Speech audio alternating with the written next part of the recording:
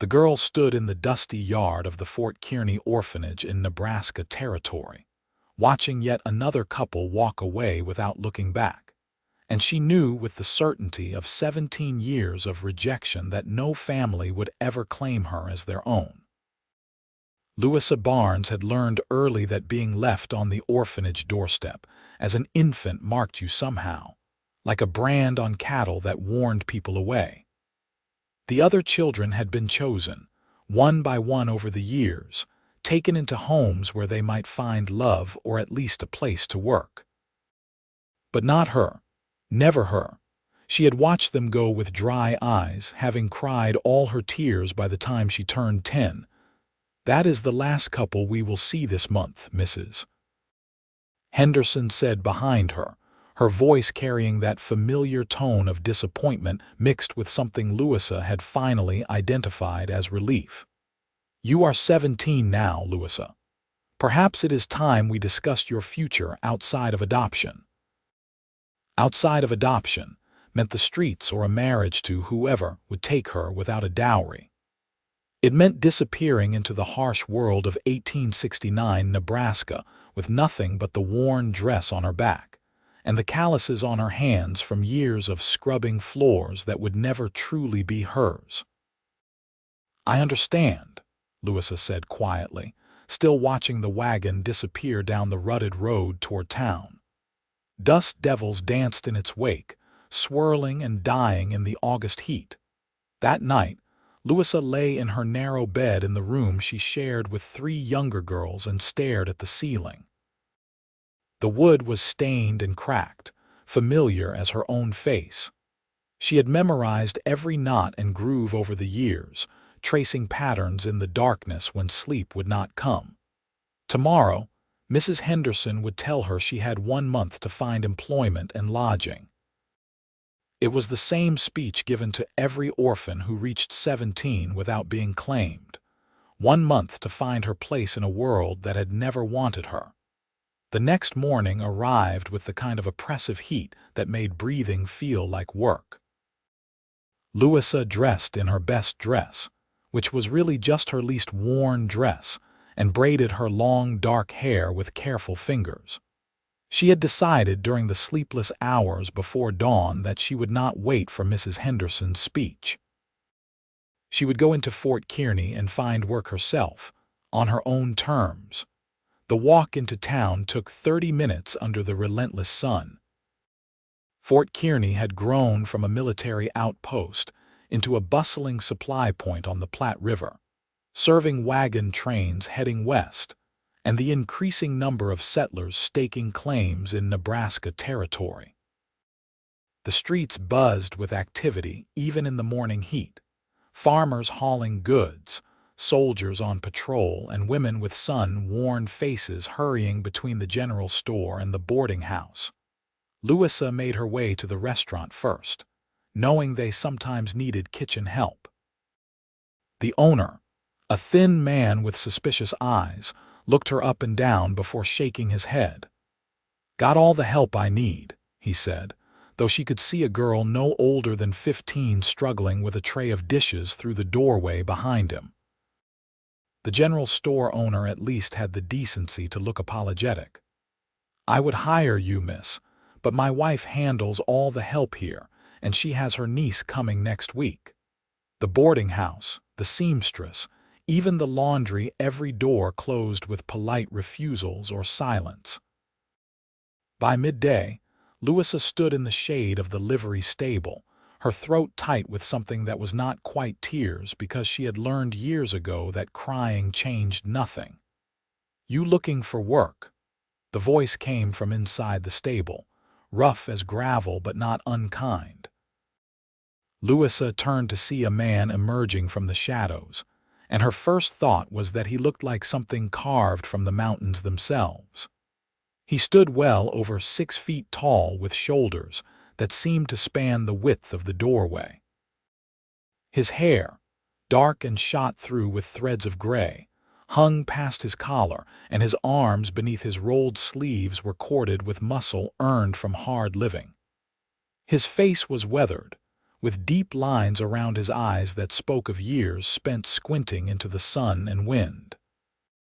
He had to be somewhere in his late 20s or early 30s, though the wilderness had aged him in ways that made exact guessing difficult. "I am," Louisa said, lifting her chin despite the exhaustion pulling at her bones. "Do you know of any?" The man studied her for a long moment, his eyes a startling gray-green against his tanned skin. "Might," he said finally. "What kind of work you willing to do?" "Any honest work," Louisa replied. "I can cook, clean, mend clothes, tend gardens. I am strong and I learn quickly." "You from the orphanage?" It was not a question, but Louisa nodded anyway. Everyone in Fort Kearny knew the orphans when they saw them. There was something about the way they stood, the way they held themselves apart, that marked them as clearly as a sign. "Name is Graham Patterson," the man said, stepping fully into the sunlight. He was even larger than she had thought, built like the trappers and mountain men who sometimes came through Fort Kearny with loads of pelts. "I have a cabin up in the foothills, about 10 miles north of here. Been living alone for the past 3 years, and I could use help with the daily tasks. Cooking, keeping the place from falling into complete disorder, tending the garden and the chickens. Would pay fair wages and provide room and board." Louisa felt her heart leap and then immediately plummet. She knew what some men meant when they offered a young woman room and board far from town. "I am looking for respectable work, sir," she said carefully. Graham Patterson's expression did not change, but something flickered in his eyes. "I am offering respectable work," he said evenly. "I have a cabin with 2 rooms. You would have your own space with a door that locks from the inside. I will not ask anything of you but the work agreed upon, and I will treat you with respect. If you want, we can ride back into town once a week so you can report to whoever you trust that I am keeping my word." "Why would you do that?" Louisa asked. "Why would you go to such trouble to prove yourself?" For the first time, something like a smile crossed Graham's face. "Because I know what it is like to not be trusted, to have people look at you and assume the worst. My mother was Lakota. My father was a white trapper. I grew up between 2 worlds, never quite belonging to either. I learned early that trust has to be earned, not demanded." Louisa looked at him, really looked at him, and saw the truth in his words. She saw it in the way he held himself slightly apart, in the careful distance he maintained, in the genuine offer written plain on his weathered face. And she realized she had a choice: take a chance on this strange, solitary mountain man, or face the streets of Fort Kearny with nowhere to go and no one to turn to. "I accept your offer," she said. "When do we leave?" "Soon as you are ready," Graham replied. "You have things at the orphanage you need to collect." "Not much," Louisa admitted. "A change of clothes and a few personal items. Go get them. I will meet you back here in an hour with supplies. We will head out before the heat gets worse." Louisa nodded and started back toward the orphanage, her mind racing. She was taking an enormous risk, she knew that. But she had spent 17 years playing it safe, being the good orphan girl who never caused trouble, and where had that gotten her? Nowhere. No family had ever chosen her. Maybe it was time she chose her own path, even if that path led into the unknown with a mountain man she had just met. Mrs. Henderson listened to Louisa's explanation with pursed lips and a disapproving frown. "This is highly irregular," she said. "We cannot simply send you off with a man we barely know." "He is known in town," Louisa said, which was a guess but felt true. "A man like Graham Patterson would be known wherever he went, and I am 17, old enough to make my own decisions." "Barely, Mrs." Henderson muttered, but she did not try to stop Louisa from packing her few belongings into a canvas bag. The other girls watched from doorways and corners, their eyes wide. Louisa met each gaze steadily, willing them to understand that sometimes you had to take risks to survive. Graham was waiting at the livery as promised, 2 horses saddled and ready. One was his own mount, a sturdy bay gelding that looked capable of carrying his considerable weight over rough terrain. The other was a smaller mare, gentle-eyed and patient. "You ride?" Graham asked. "Some," Louisa said. "The Hendersons had a horse for the wagon. I helped care for it. Good enough. We will take it slow." He helped her load her bag onto the mare and then showed her how to mount properly.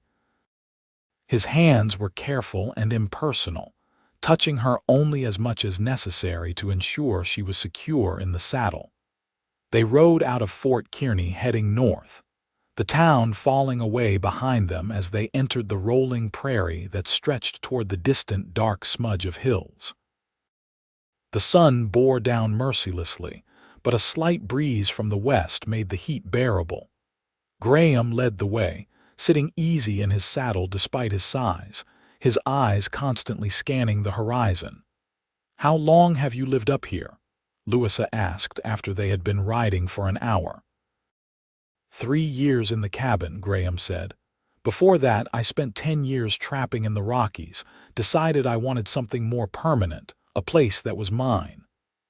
"Why did you come into town today?" "Needed supplies. Flour, salt, a few other things." He glanced back at her. "Been thinking for a while that I could use help around the place. Garden is getting away from me and I am a terrible cook. Saw you standing outside the livery looking lost and figured maybe we could help each other." "Just like that?" Louisa asked. "You saw me and decided." Graham was quiet for a moment. "I saw someone who needed a chance," he said finally. "I remember what that feels like." They rode in companionable silence after that, the only sounds the creak of leather, the steady clip of hooves, and the wind whispering through the tall grass. The prairie stretched endlessly around them, golden and shimmering in the heat. In the distance, Louisa could see the hills growing closer, dark with pine and spruce. The cabin sat in a small valley where a creek ran cold and clear, sheltered on 3 sides by rising slopes thick with trees.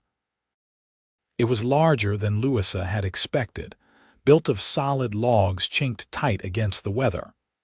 A covered porch ran across the front, and she could see a good-sized garden plot to one side, though it was currently overgrown with weeds among the vegetables. A small barn stood behind the cabin and chickens scratched in the yard. "It is beautiful," Louisa said, and meant it. After 17 years in the cramped, dusty orphanage, this place looked like paradise. Graham dismounted and came to help her down. "Needs work," he admitted, "but it is solid. Come on, I will show you inside." The cabin was dim and cool after the bright heat outside. The main room held a stone fireplace, a rough-hewn table with 2 chairs, and a few other pieces of furniture clearly made by hand. Everything was clean but sparse, the home of a man who owned only what he needed. A ladder led to a loft above, and a door on the back wall stood slightly ajar. "That is your room," Graham said, gesturing to the door. "Used to store supplies in there, but I cleared it out last week. Built a bed frame and moved some things around. It is not much, but it is private." Louisa walked to the door and pushed it open. The room was small but adequate, with a narrow bed, a trunk, a small table with a basin and pitcher, and a single window that looked out over the creek. The bed had a rope frame and a mattress that looked recently stuffed with fresh straw. Quilts were folded neatly at the foot. "There is a hook on the door for the lock," Graham added from behind her. "I will show you where I keep my room up in the loft.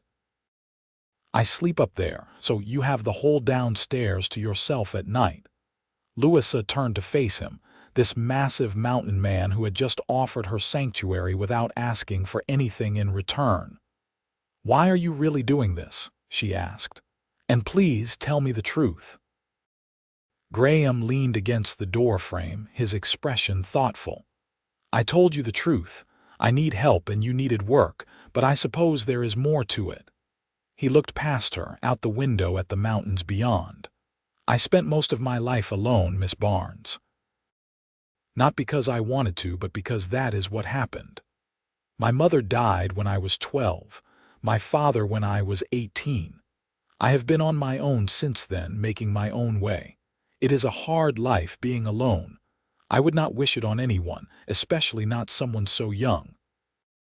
"I have been alone my whole life," Louisa said quietly.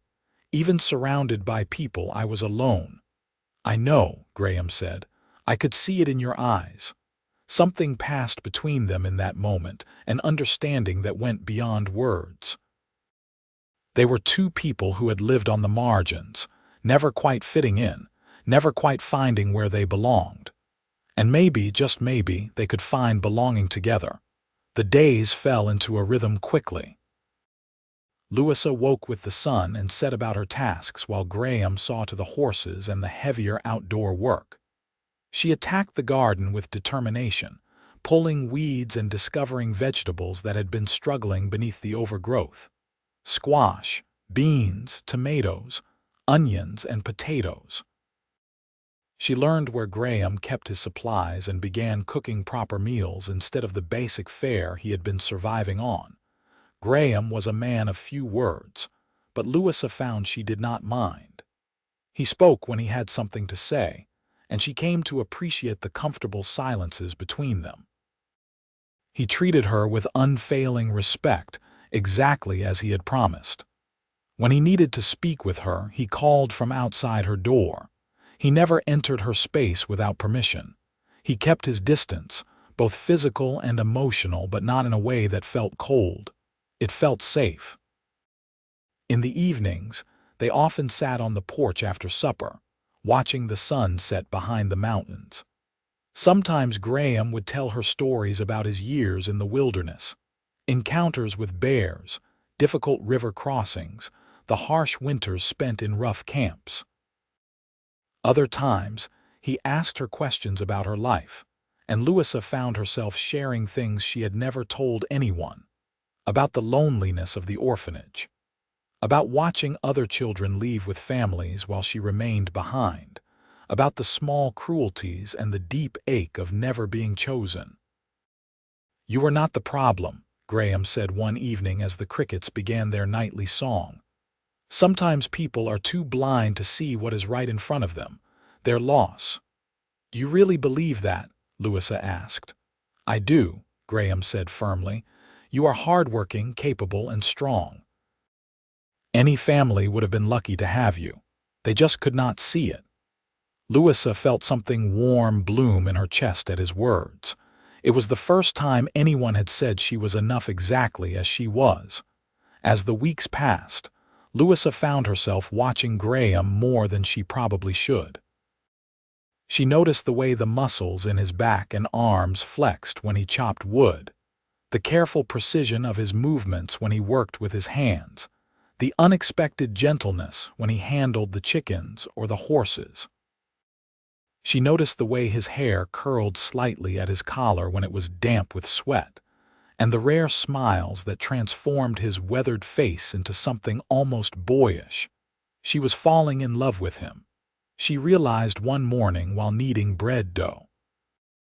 The realization should have frightened her, but instead it felt natural, inevitable, like the sunrise or the changing seasons. Graham Patterson had given her something no one else ever had. He had chosen her, not as a servant or an obligation, but as a person worthy of respect and care. How could she not love him for that? But she kept her feelings locked away, hidden deep where Graham could not see them.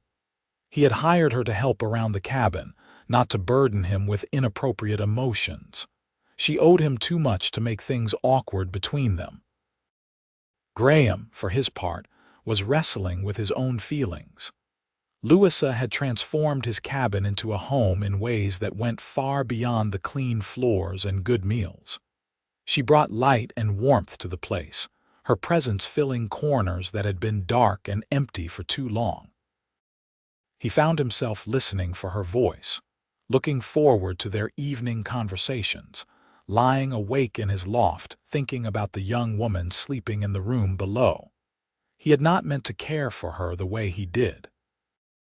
He had truly just wanted to help, to offer her the chance no one had given him at that age. But Louisa was not a child. She was a woman grown, despite her youth, with a strength forged in the fires of abandonment and rejection. She was beautiful in a quiet way, all dark hair and darker eyes and a smile that came rarely but shone like sunlight when it appeared. He was too old for her, Graham told himself sternly. 31 to her 17, though she would be 18 soon. He had too many rough edges, too many years of hard living behind him. She deserved better than a half-breed mountain man with nothing to offer but a cabin in the wilderness. But his heart did not listen to logic. One afternoon in late September, nearly 2 months after Louisa had arrived, Graham came back from checking his trap lines to find her in the garden, her dress muddy and her face flushed with effort as she dug up potatoes. The sight of her stopped him in his tracks. She looked like she belonged here, like she had always been part of this place, like she was home. "Good harvest," he called, walking over to the garden fence.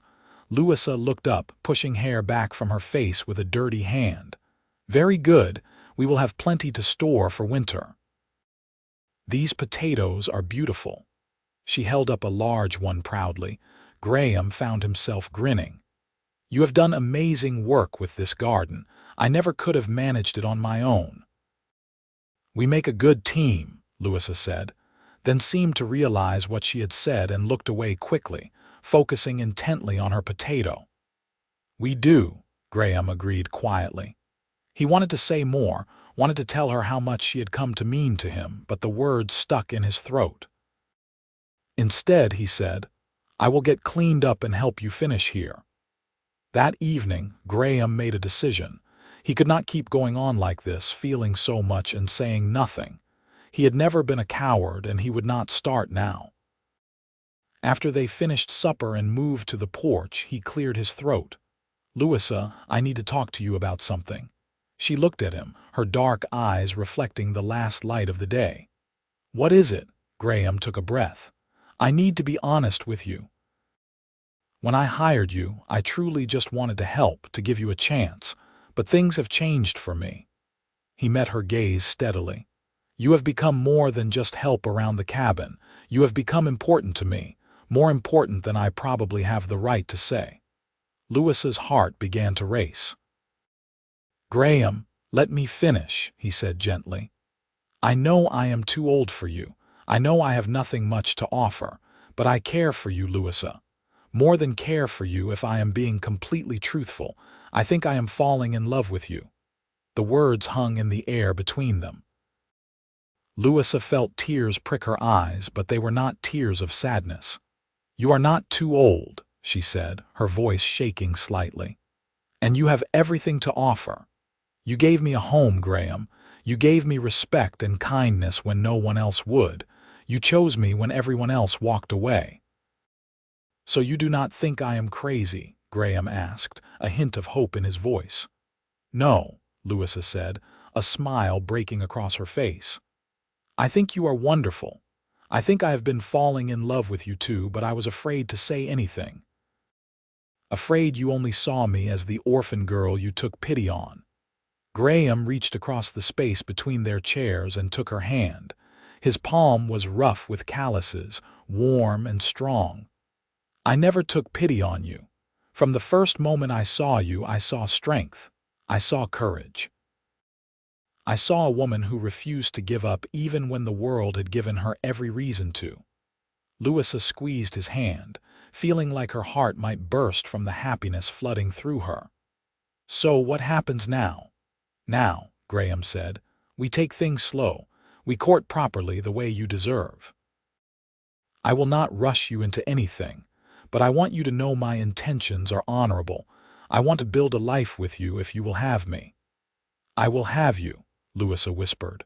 "I cannot imagine wanting anything else." Graham lifted her hand to his lips and kissed her knuckles gently. The gesture sent warmth spreading through Louisa's entire body. She had spent 17 years believing no one would ever want her, that she was somehow fundamentally unlovable. And now here was this strong, kind man telling her she was important, that she mattered, that he loved her. Their courtship was unlike anything Louisa could have imagined, mainly because she had never let herself imagine being courted at all. Graham continued to treat her with respect and care, but now there was an openness between them, a freedom to express the feelings they had been hiding. He held her hand as they walked by the creek in the evenings. He brought her wildflowers from the high meadows. He taught her to fish and laughed when she squealed at catching her first trout. Louisa bloomed under his attention like a flower finally getting enough sunlight. She had not realized how much of herself she had kept locked away, protected behind walls built from years of rejection. With Graham, she could lower those walls. She could laugh freely, express opinions, even disagree with him about things without fear that he would stop caring for her. They talked for hours, learning each other's histories in greater depth. Graham told her about growing up between two cultures, never quite fitting into either. His mother's people had viewed him with suspicion because of his white blood, and white society rejected him for his native heritage. He had learned to survive on his own, to make his way through skill and strength since neither community would fully claim him. "I understand," Louisa said one evening as they sat by the fire, the October air growing crisp outside, "feeling like you do not belong anywhere. Like there is something wrong with you that everyone can see but no one will name." "Nothing is wrong with you," Graham said firmly. He was sitting close to her on the bench he had built, close enough that she could feel the warmth radiating from his large frame. "Nothing was ever wrong with you." "I know that now," Louisa said, leaning her head against his shoulder. "He was so solid, so steady. Because of you." Graham wrapped his arm around her, pulling her close. They fit together perfectly despite their size difference, her small frame tucked safely against his larger one. "We saved each other, I think," he murmured into her hair. "I was getting hard out here alone, forgetting how to be human. You brought me back." As autumn deepened into winter, Graham began building furniture for the cabin. He made a proper rocking chair for the porch, a larger table for the main room, and a beautiful chest carved with intricate designs for Louisa's room. She watched him work, fascinated by the skill in his hands. Those same hands that could fell a tree or skin a deer moved with delicate precision when crafting dovetail joints and smooth surfaces. "Where did you learn this?" she asked one afternoon, running her fingers over the chest's carved lid. "My father," Graham said. "He was good with his hands. Taught me young that if you are going to make something, make it well, make it to last." "It is beautiful," Louisa said. "You are very talented." Graham ducked his head, almost shy at the praise. For such a large, capable man, he was surprisingly humble. It was one of the 1,000 things she loved about him. On her 18th birthday in early November, Graham surprised her with a gift. It was a dress, deep blue fabric that must have cost him dearly, with careful stitching and a fit that showed he had paid close attention to her measurements. "I know it is not much," he said as she held the dress up, her eyes wide with wonder. "But I wanted you to have something that was yours, something new and fine." "It is the most beautiful thing I have ever owned," Louisa said honestly. The orphanage had always dressed her in hand-me-downs and cast-offs. No one had ever given her something made specifically for her. "Thank you, Graham. Thank you so much." She stood on her toes and kissed his cheek, then blushed at her own boldness. But Graham only smiled, his eyes warm. "You are welcome, Louisa. Happy birthday." That evening, dressed in her new gown, Louisa sat at the table while Graham prepared a special supper. He had shot a turkey the day before and roasted it with vegetables from the garden she had tended so carefully. He had even attempted a cake, which was lopsided but tasted wonderful. "This is the best birthday I have ever had," Louisa said, and it was true. Most years at the orphanage, her birthday had passed with barely any acknowledgement. "You deserve to have many more good birthdays," Graham said. "I would like to be part of them if you will let me." "I cannot imagine them without you now," Louisa admitted. After supper, they sat by the fire and Graham took her hand. "Louisa, I know we have only been together a few months, but I am not a young man anymore, and I know my own mind. I love you. I want to marry you to make you my wife in truth and not just in my heart. Will you marry me?" Louisa felt tears spill down her cheeks. "Yes," she said. "Yes, I will marry you. I love you, Graham. I love you so much." Graham pulled her into his arms, holding her close. She could hear his heart beating strong and steady beneath her ear. This man who had claimed her when no one else would, who had seen value in the orphan girl everyone else had overlooked, wanted her as his wife. It felt like a dream, but the solid warmth of him proved it was real. They decided to marry before winter set in completely. Graham took her into Fort Kearny to buy fabric for a wedding dress, and Louisa spent the next 2 weeks sewing it herself with hands that shook with happiness. The dress was simple cream muslin, but she made it with more care than she had ever put into anything. This was her wedding dress, the dress she would wear when she became Graham Patterson's wife. Mrs. Henderson, when they visited to share the news, was skeptical. "Are you certain this is what you want?" she asked Louisa privately. "You are so young and he is so much older." "I am certain," Louisa said firmly. "Graham is the best man I have ever known. He treats me with respect and kindness. He loves me, and I love him." "Well, Mrs. Henderson said, seeing the conviction in Louisa's eyes, "then I wish you joy, child. You deserve happiness." They were married on a cold December day in 1869 in the small church in Fort Kearny. Graham wore his best clothes, his hair tied back, looking nervous and proud all at once. Louisa walked down the aisle in her cream dress with wildflowers dried and saved from the summer, and when Graham saw her, his eyes went soft with love. The ceremony was simple, witnessed by a few townspeople and the minister. But when Graham said, "I do," and slipped a simple gold band on her finger, Louisa felt like the luckiest woman alive. When he kissed her for the first time as her husband, gentle and reverent, she knew she had finally found where she belonged. They rode back to the cabin through the cold afternoon, Louisa seated in front of Graham on his horse, wrapped in his heavy coat. The mountains were white with early snow, beautiful and stark against the gray sky. "Are you warm enough?" Graham asked, his arms secure around her. "Very warm," Louisa said, leaning back against his broad chest. "I am perfect." At the cabin, Graham lifted her down and then, to her surprise, swept her up in his arms and carried her over the threshold. "Tradition," he said with a rare grin. "My mother told me about it once." He set her down carefully in the main room, where a fire was already burning in the hearth from the morning. The cabin had never looked more inviting, decorated with pine boughs Louisa had arranged before they left. It was their home now, truly theirs together. Graham pulled her close, his large hands gentle on her waist. "Are you happy?" he asked quietly. "Happier than I ever thought possible," Louisa replied honestly. "I spent my whole life believing I would never have this. A home, a husband who loves me, a place where I belong." "You belong with me," Graham said, cupping her face in his hands. "You have always belonged with me, from the moment I saw you outside that livery. I think my heart knew it even before my mind did."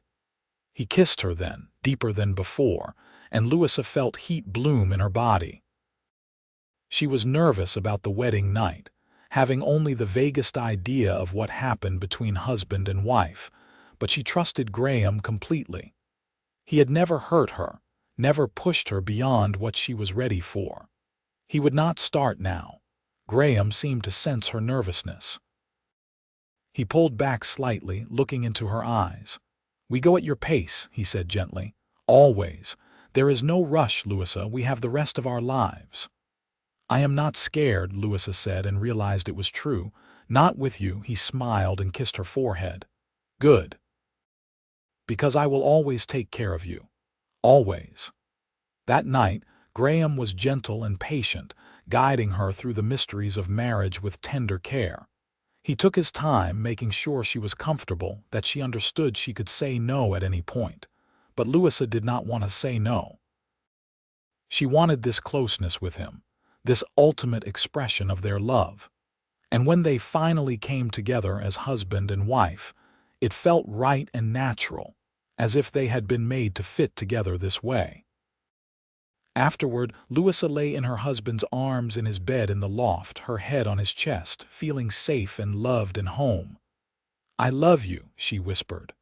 "I love you too," Graham rumbled, his arms tightening around her. "My wife." "Your wife," Louisa repeated, testing out the word.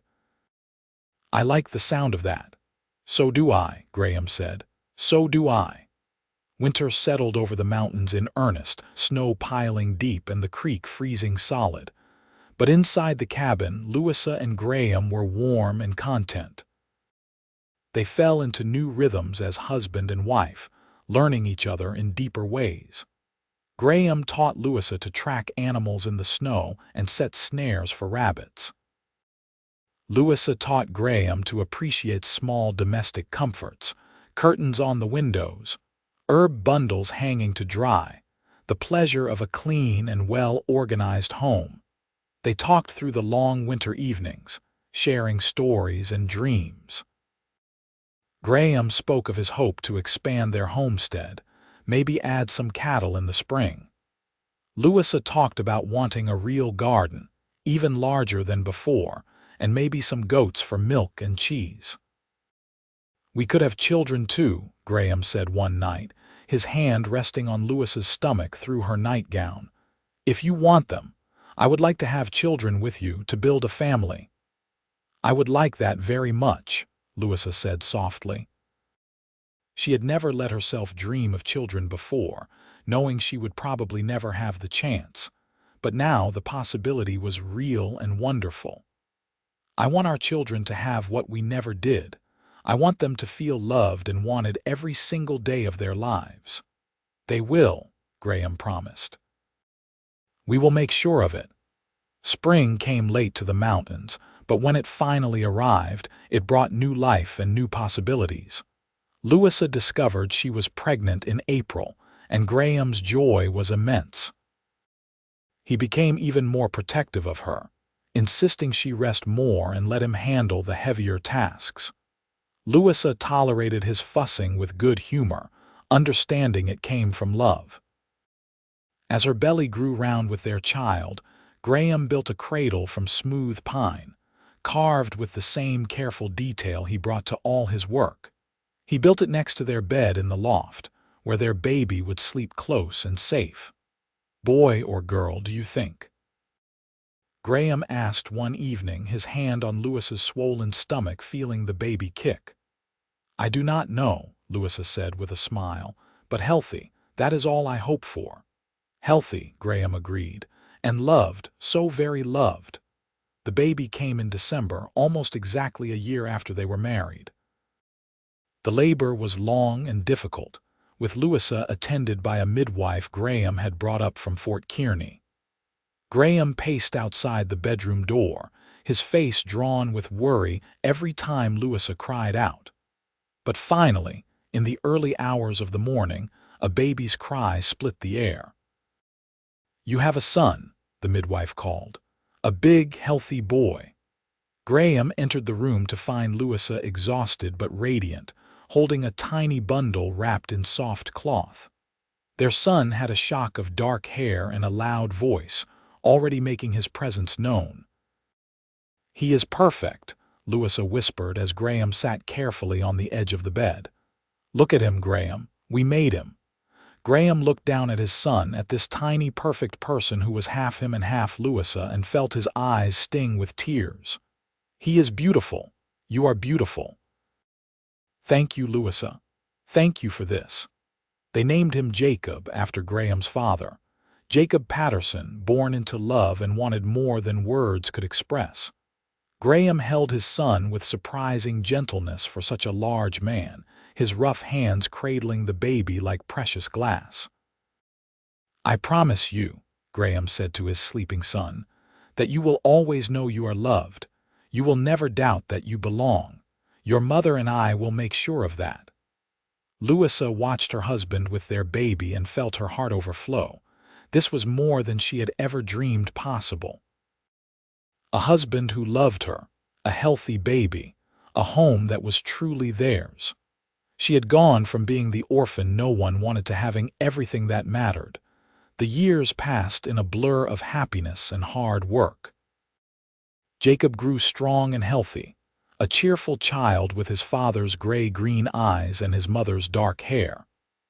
When he was 2, Louisa became pregnant again, and their daughter Sarah was born in the summer, adding her bright presence to their growing family. Graham expanded their homestead as he had planned, adding cattle and more chickens. Louisa's garden became the envy of the few neighbors who lived within visiting distance. They worked side by side, building their life together one day at a time. Fort Kearny grew and changed around them as Nebraska territory moved toward statehood. The railroad came through, bringing more settlers and more opportunities. But Graham and Louisa stayed in their mountain cabin, content with the life they had built far from town. On their 5th wedding anniversary, Graham surprised Louisa with a trip into Fort Kearny. They left the children with a neighbor and rode into town together, something they rarely did anymore. Graham took her to the general store and told her to pick out anything she wanted. Louisa chose fabric for new curtains and a book she had been wanting. Then she turned to her husband with a smile. "What I really want is already mine," she said. "You and the children and our home, I need nothing else." "You deserve everything," Graham said, pulling her close despite the public setting. "You deserve the whole world, Louisa." "I have my whole world," she replied, standing on her toes to kiss him. "Right here." As they rode back to the cabin that evening, the sun setting fire to the western sky, Louisa thought about the girl she had been. That lonely, unwanted orphan standing in the dust, watching couples walk away. She had believed then that no one would ever choose her, that she would always be alone. But Graham had chosen her.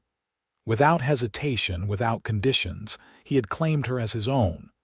And in doing so, he had given her not just a home but a future. Not just love but belonging. Not just a life but a family. They had saved each other, just as Graham had said. Two people who did not fit anywhere else had found where they fit together. And from that, they had built something beautiful and lasting. Years continued to unfold in gentle succession. By the time Jacob was 8 and Sarah was 6, they had added another child to their family, a son they named Thomas, who had Graham's build and Louisa's smile. The cabin had been expanded to accommodate their growing family, and the homestead thrived under their combined efforts. Graham was in his early 40s now, his hair more gray than dark, but he was still strong and vital. Louisa, at 26, had grown into herself completely. The uncertain girl who had arrived at the cabin was gone, replaced by a confident woman who knew her worth and her place in the world.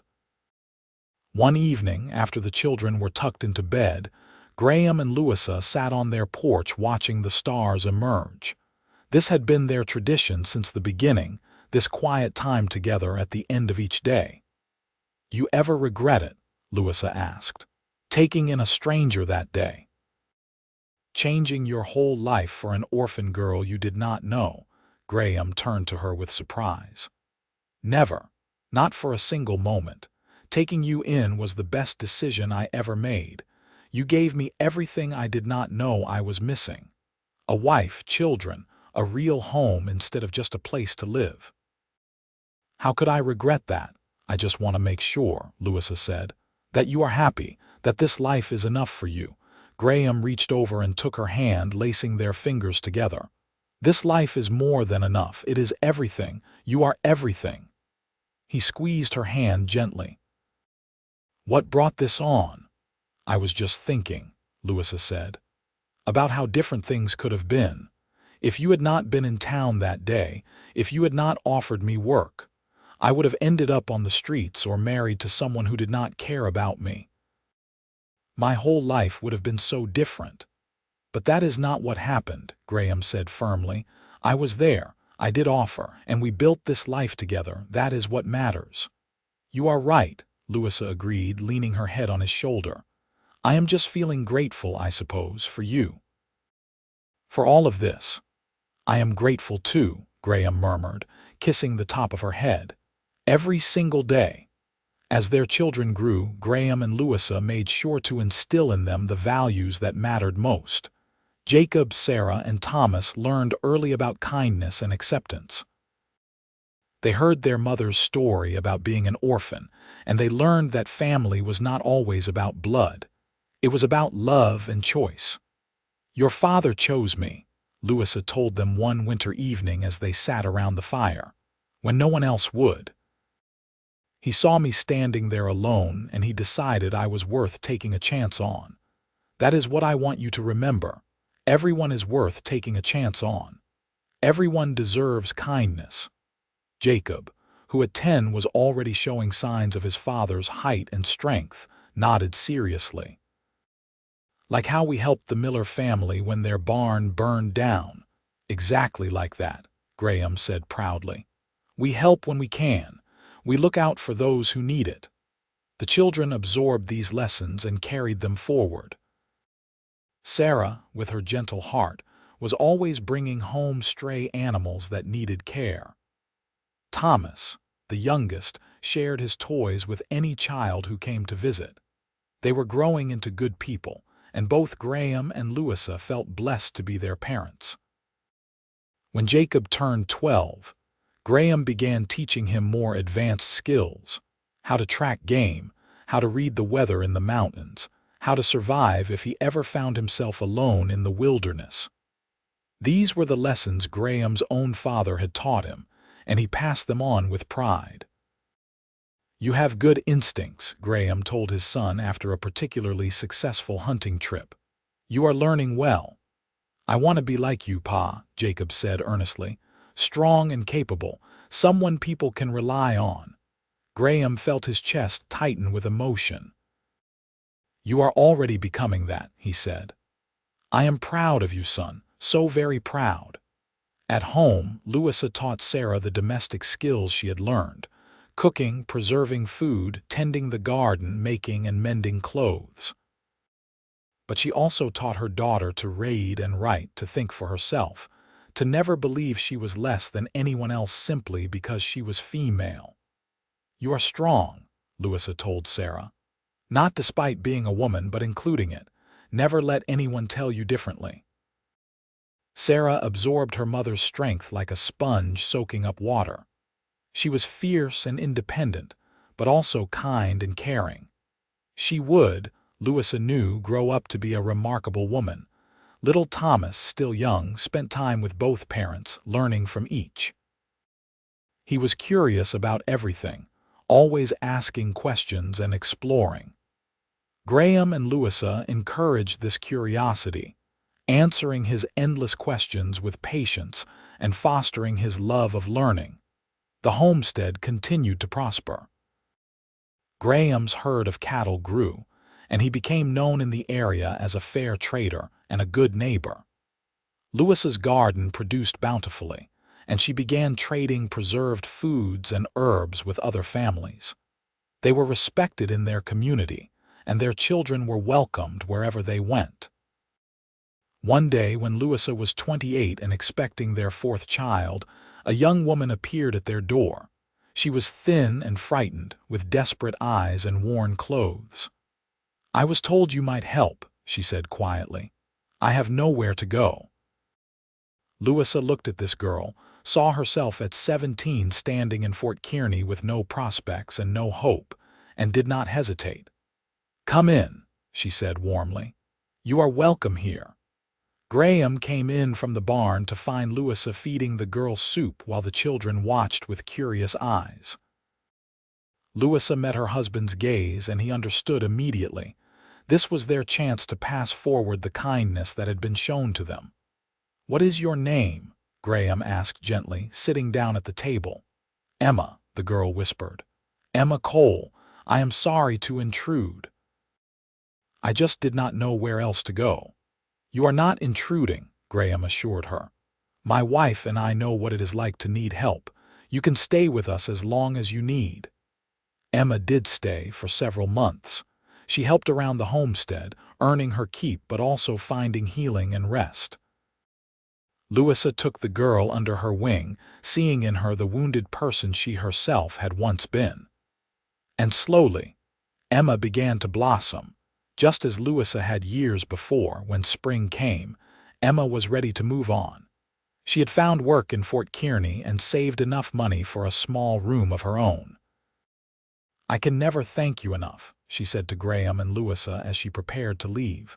"You saved my life." "You saved yourself," Louisa said. "We just gave you a safe place to do it." After Emma left, Graham pulled Louisa into his arms. "You have a good heart," he said. "Taking in strays like I did," Louisa laughed.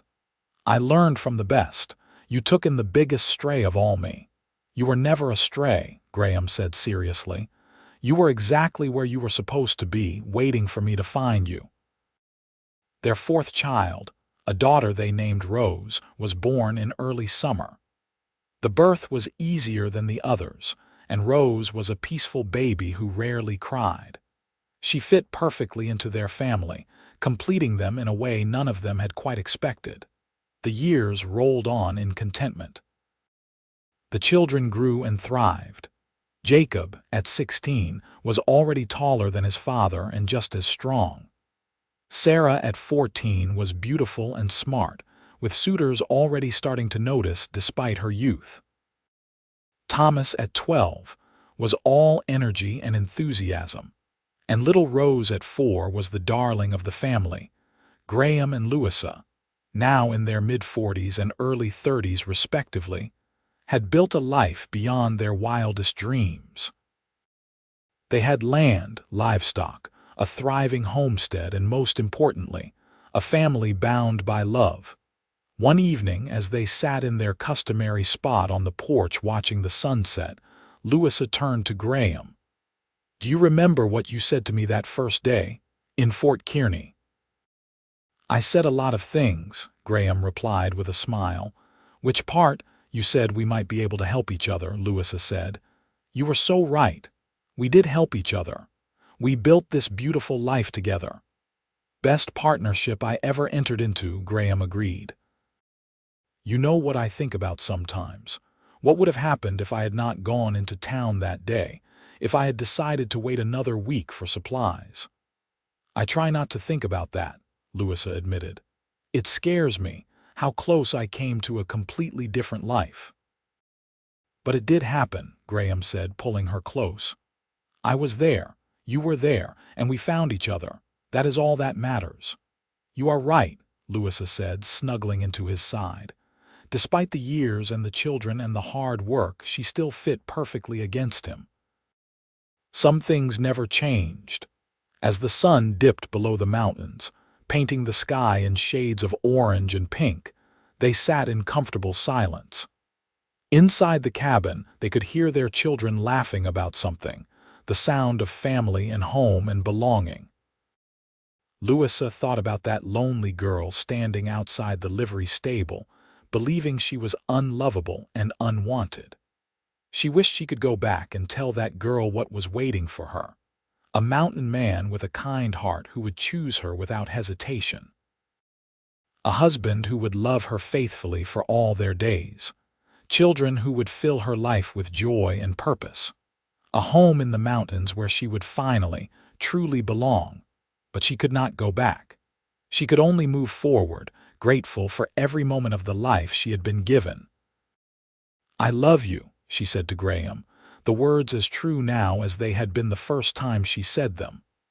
"I love you too," Graham replied, kissing the top of her head. "Today, tomorrow, and always." The stars began to emerge one by one, brilliant against the darkening sky. In the distance, an owl hooted from the forest. The creek babbled its eternal song. And Graham and Louisa Patterson sat together on their porch, surrounded by the life they had built, grateful for the day they had found each other and for all the days since. They had both been lost once, he, a man caught between two worlds, she, an orphan no family would claim. But in finding each other, they had found home. And that home was not just a cabin in the mountains or a piece of land they had worked and tended. Home was the love they shared, the family they had created, and the life they had built together one day at a time. As night fell completely, and the mountain air grew cool, they finally went inside to their family, to their children, to the warmth and light of the home they had made. Behind them, the door closed with a solid, final sound, not an ending, but a completion. The story of the orphan girl and the mountain man had become the story of a family, a legacy, and a love that would endure for generations.